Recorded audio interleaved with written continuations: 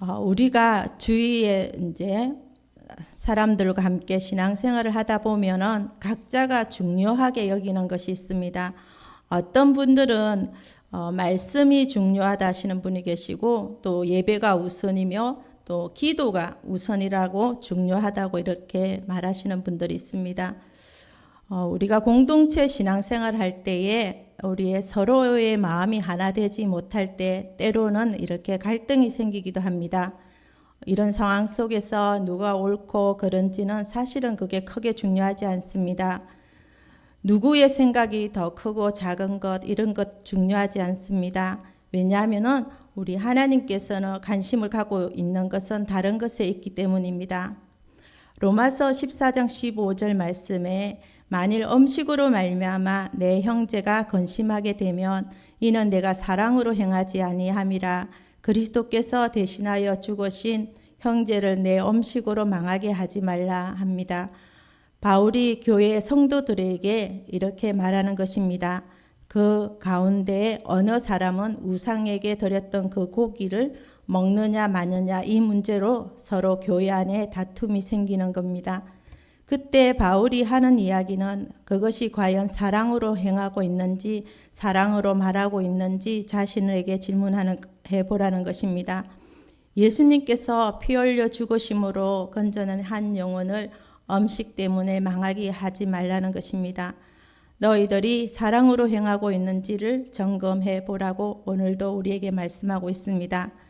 중요하게 여기는 생각들이 또 있을 것이고 각자가 익숙하고 신앙생활하는 방법들이 다들 있습니다. 때론 그것이 맞지 않아서 분열되기도 하고 다툼과 갈등이 생길 때도 있을 것인데 그때 우리가 중요하게 생각해야 되는 것은 누구의 방식이 옳으냐 누구의 생각이 옳으냐 그런 것이 아니라 과연 나는 사랑으로 행하고 있는가 이것을 우리에게 질문해 봐야 되는 것입니다. 하나님의 말씀대로 사는 건 정말 어렵지만 말씀대로 사는 길 외에는 다른 길이 없습니다. 하나님의 말씀이라면 우리는 믿는 자이기 때문에 귀를 기울이고 또 말씀이 결론이 되어서 그대로 살 수밖에 없는 것이 성도의 삶입니다.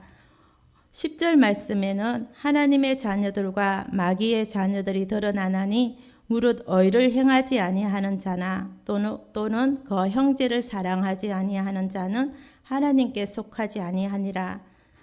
하나님이 너희를 어떻게 사랑하셨는지 하나님의 사랑을 아는 자는 또 사랑할 수밖에 없습니다. 예수님의 십자가 대속의 은혜를 우리가 경험했다면 하나님이 말씀하신 대로 내 이웃을 내 몸과 같이 사랑할 수밖에 없다라고 성경은 말합니다.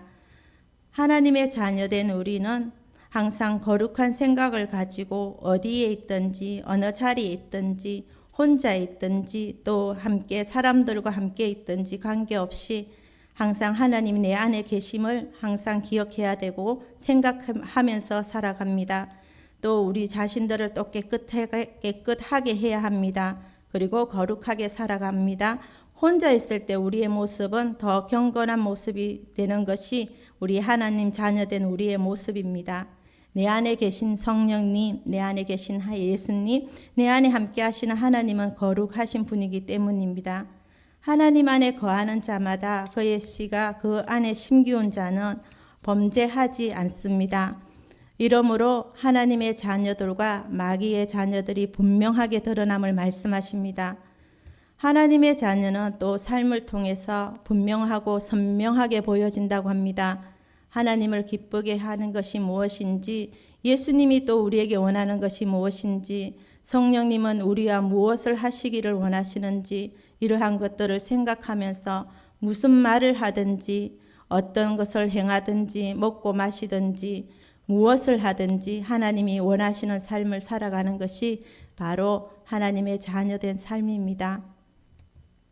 하나님의 사람들은 사랑의 열매를 맺습니다. 사랑의 향기가 또 나타납니다. 예수의 향기가 우리 삶을 통해서 드러납니다. 내가 사랑받은 자임을 분명하게 알고 있기 때문에 우리도 힘을 다하여 사랑하며 살아가려고 또 기도하고 살지만 마귀의 자녀들의 또 맺는 열매는 미움과 시기 질투와 원망과 불평과 이렇게 판단 결국 사랑이 없을 때 나타나고 하나님을 사랑하고 이웃을 사랑하지 못할 때 사랑 없는 열매가 우리 안에 채워질 수밖에 없습니다. 사랑에 실패한다면 우리는 모든 것에 실패할 수밖에 없습니다. 바울이 고린도 성도들에게 편지하면서 사랑에 대해서 이렇게 말했습니다.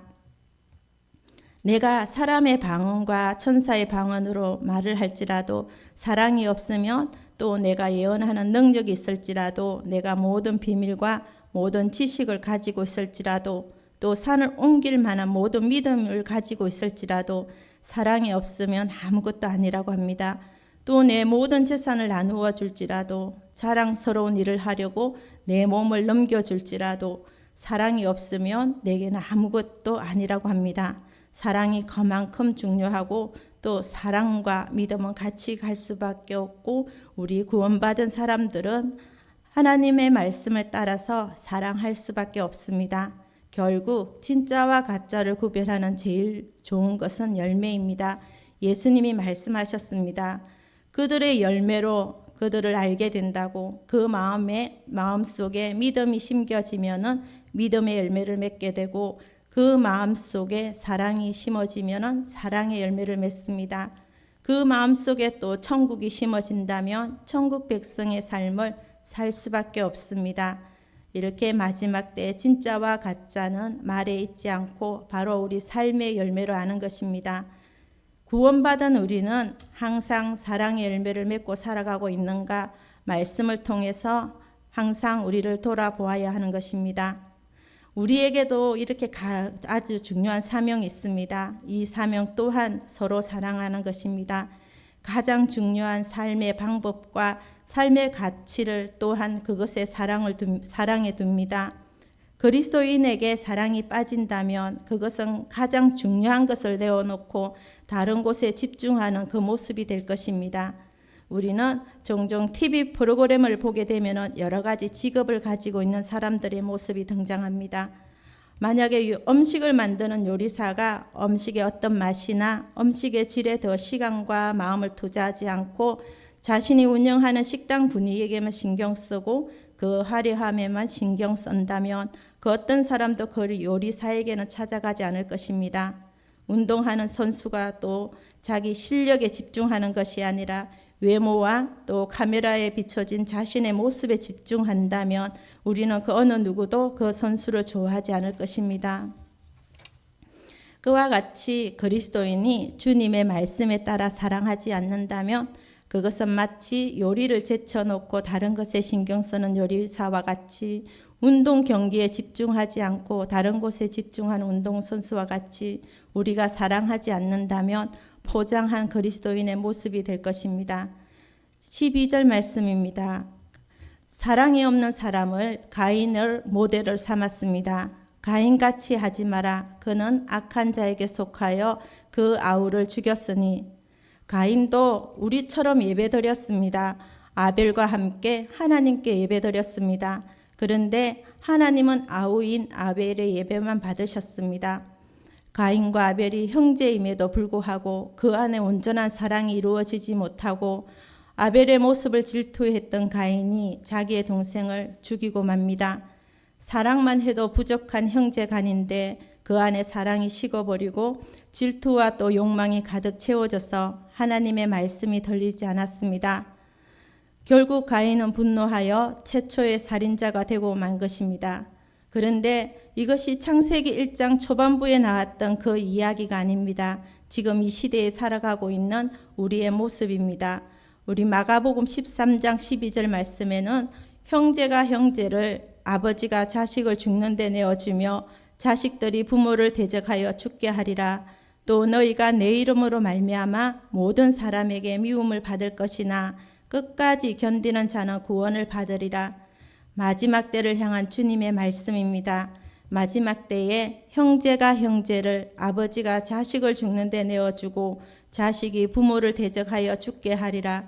마지막 때가 될수록 사랑이 식어지는데 그 사랑이 우리 가족 간의 사랑까지도 다 흩어져 버려서 이제는 가족 간에 서로 내어주는데 죽는 데 내어주고는 이 비참한 광경이 우리에게 곧 다가오고 있고 또 지금 이 시대 우리 가운데 그러한 일들이 벌어지고 있습니다. 사랑이 식어짐으로 말미암아 당연한 사랑도 이루어지지 않는 이때를 우리가 살아가고 있는 것입니다. 충분한 이유와 명분이 있는 사랑도 이루어지지 않는 이 시대에 우리가 살고 있습니다. 이때 사도 요한은 우리에게 명령하는 것입니다. 너희는 서로 사랑해라. 세상의 모든 사람들이 사랑이 식어서 서로 원망하고 죽는 데 내어주고 서로 시기하고 비방하는 이 시대를 살아가고 있는 우리에게 너희는 서로 사랑하라고 강력하게 우리에게 말씀을 하고 있습니다. 세상 사람들도 형제를 사랑합니다. 그러나 그들은 자신의 마음에 맞는 사람들만 사랑합니다. 반면 그리스도인들은 자신의 마음에 맞느냐에 관계없이 모든 사람들을 사랑해야 합니다. 그것은 하나님의 사랑을 경험하고 깨닫는 자만이 누릴 수 있는 특권입니다. 우리에게 가인과 같은 형제 자매가 있고 또 가인과 같은 이웃이 있을 겁니다. 그때도 우리들은 그들을 용납해주고 그들을 오래 참아주고 그들을 사랑해줘야 됩니다. 사랑할수록 우리의 마음의 터가 더 굳어집니다. 사랑하여야 하는 이유를 16절 말씀에 나옵니다. 그가 우리를 위하여 목숨을 버리셨으니 우리가 이로써 사랑을 알고 우리도 형제들을 위하여 목숨을 버리는 것이 마땅하니라. 우리가 사랑해야 하는 이유입니다. 우리를 시기하고 우리를 원망하고 우리를 죽는 데 내어주는 이웃과 형제와 자매를 사랑해야 하는 이유를 말씀해 주십니다. 그가 우리를 위하여 목숨을 버리셨기 때문입니다. 예수님이 우리를 위해서 목숨을 주셨기 때문입니다. 예수님께서 우리를 위하여 죽으셨기 때문에 우리들은 우리를 비방하는 사람들을 위하여 마땅히 그를 사랑하고 마땅히 그를 위해서 기도하고 그를 위하여 우리의 눈물을 흘려야 된다는 것입니다. 우리 주위에는 수많은 신들이라 일컫는 대상들이 참 많습니다. 세상에 많은 신들이라고 이름하는 것들이 너무 많은데 그 신들 중에 하나님 같은 분 참 없습니다. 하나님 같이 신이 자기 피조물에게 모든 것을 내어주는 신은 없습니다. 또한 모든 것을 내어주는 것에도 불구하고 그 모든 것들을 내어준 백성들에게 외면당하는 신도 없습니다. 그런데 거기서 끝나지 않습니다. 외면한 그 백성들에게 더 큰 사랑을 내어주고 더 오래 참아주는 신은 이 땅에 없습니다. 오직 한 분 하나님밖에 없습니다. 자기 백성을 위하여 모든 것을 내어주고 끝까지 참아주고 여전히 인내하시는 그는 여전히 손을 내밀어 우리들을 부르고 있는 하나님이 한 분밖에 이 땅에 없습니다. 그런데 그 하나님이 사랑이 우리를 향하고 있는데 그와 같이 우리 또한 사랑하는 것이 마땅하다고 오늘 말씀에서 말하고 있습니다. 우리가 사랑하지 못할 만한 이유가 우리에게 찾아올 때 정말 억울한 일이 찾아올 때 우리들은 우리를 사랑하시는 하나님을 꼭 바라보아야 될 것입니다. 내가 좋은 사람이기에 사랑하는 것이 아니라 그 사람이 사랑을 받을 만한 마땅한 이유가 있어서 우리가 사랑하는 것이 아니라 내가 그와 같은 사랑을 받았기에 사랑할 수 있는 하나님의 사람들입니다. 우리가 마땅히 받은 사랑을 기억하며 사랑할 수 없는 자를 사랑할 때에 용서할 수 없는 사람을 용서할 때에 우리에게 부어주시는 은혜가 있습니다. 14절 말씀입니다. 우리는 형제를 사랑함으로 사망에서 옮겨 생명으로 들어간 줄을 알거니와 사랑하지 아니하면 사망에 머물러 있습니다. 사랑하면은 사망에서 생명으로 옮겨갑니다. 구원받은 자는 구원받은 자의 증거가 나타나고 하나님의 사랑이 그 안에 심어진 자는 하나님의 사랑이 드러날 수밖에 없고 예수 그리스도의 십자가의 대속의 은혜를 경험한 사람은 그 은혜와 사랑과 용서를 흘러보낼 수밖에 없는데 그 열매가 한마디로 사랑의 열매라고 합니다. 은혜가 부어지는데 그 은혜는 우리가 사망에서 생명으로 옮겨지는 것입니다. 우리가 마땅히 사랑할 수 없는 자를 사랑할 때에 우리는 사망에서 옮겨 생명으로 거하는 자가 되고 우리는 마지막 주님의 심판대에서 하나님 앞에 담대한 믿음을 갖게 됩니다. 우리에게 부어주시는 은혜가 또 12절 말씀에 있습니다. 사랑하는 자들아, 만일 우리 마음에 우리를 책망할 것이 없으면 하나님 앞에서 담대함을 얻고, 우리가 사랑할 때 하나님 앞에 담대함을 얻게 된다는 것입니다. 우리가 사랑할 때에 하나님께서 우리의 기도에 응답해 주신다는 겁니다. 22절 말씀에 또 무엇이든지 구하는 바를 그에게서 받나니, 또한 우리 기도에 하나님께서 귀를 기울여 주시고 응답해 주시는 은혜가 우리 가운데 부어진다는 것입니다. 마지막 심판 때에 그 누가 하나님 앞에 우리가 담대한 믿음을 갖겠습니까? 마음이 두려워 떨고 그 앞에 할 말이 없어 고개를 숙일 수밖에 없는 것이 우리의 운명일 텐데, 서로 사랑하는 자, 하나님의 사랑을 실천하는 사람은 그 마지막 심판대 앞에서 담대함을 얻는다고 이야기합니다. 마태복음 7장 말씀에 심판대 앞에 선 사람들의 이야기가 나옵니다. 거기서 많은 사람들이 주님, 우리가 주의 이름으로 선지자 노릇했습니다. 주의 이름으로 귀신을 쫓아내었습니다. 주의 이름으로 많은 권능을 행했습니다. 라고 말합니다. 그렇지만 주님은 말씀합니다. 내가 너희를 도무지 알지 못하나니 내게서 떠나가라 합니다. 그런데 이렇게 주님의 이름으로 마지막 심판대 앞에서 주님 앞에 할 말이 없이 너무나 두려움에 떨며 모든 사람들이 다 주님께 외면받는 사람이 될 것인데, 유일하게 하나님의 사랑을 행하는 자만이 그 마지막 심판대 앞에서 담대함을 얻는다고 말하고 있습니다. 우리가 마지막 때 주님 앞에 올려드릴 유일한 열매는 우리의 사랑입니다. 내가 가지고 있는 지식도 아니고, 내가 했던 많은 경험도 아니고, 내가 했던 많은 업적을 내어놓는 것도 아니고, 우리가 주님 앞에 마지막 때에 올려드릴 수 있는 우리의 열매는 서로 사랑하는 것입니다. 그 사랑이 때로는 억울한 사랑일 줄도 모르겠습니다. 그렇지만 아벨과 같이 부당하게 억울한 일을 당하고 사랑할 수 없는 일들이 우리에게 주어질 때 내가 받은 은혜와 사랑을 기억하며 그 사랑을 실천할 때에 주님은 우리를 기쁘게 받으실 겁니다. 로마서 5장 6절에서 8절입니다.